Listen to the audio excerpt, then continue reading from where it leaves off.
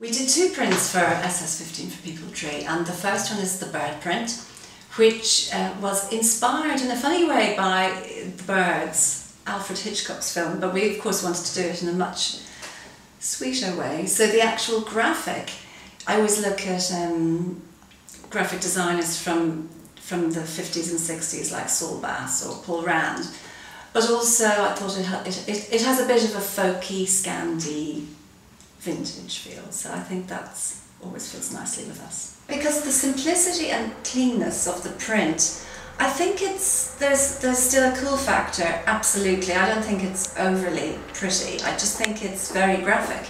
And I think the red balancing the pink grounds it, it kind of takes it away from being anything too sweet. So I think it's for a cool girl who likes colour.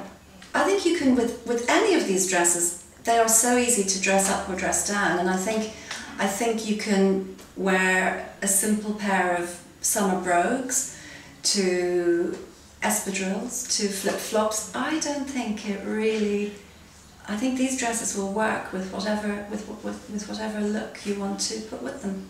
I think the organic aspect and fair trade aspect of People Tree is what really appeals to me with this collaboration.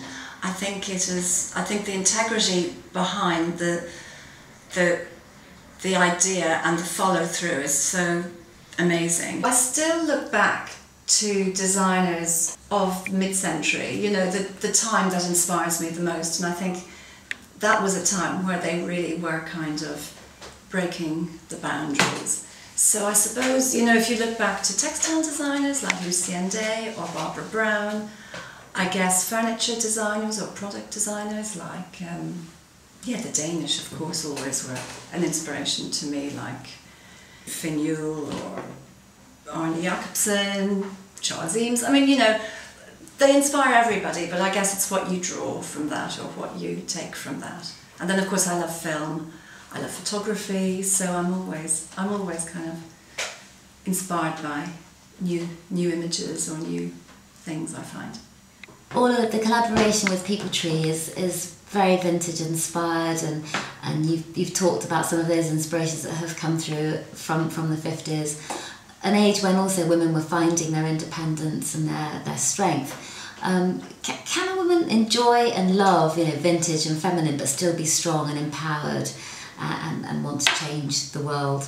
Many people would argue that it's actually that feminine power that we need now in society and politics and policy making that will make the world, you know, much more egalitarian and really reflect the needs of society.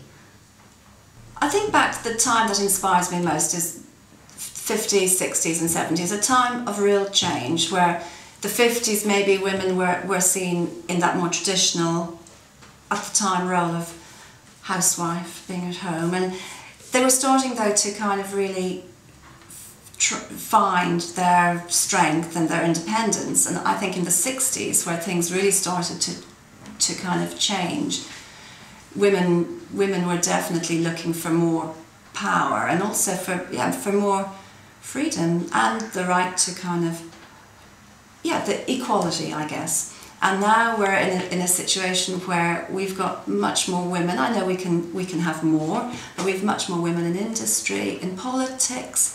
We're empathetic, we're compassionate, we care about things, and I think that's always going to be something that's important in the world.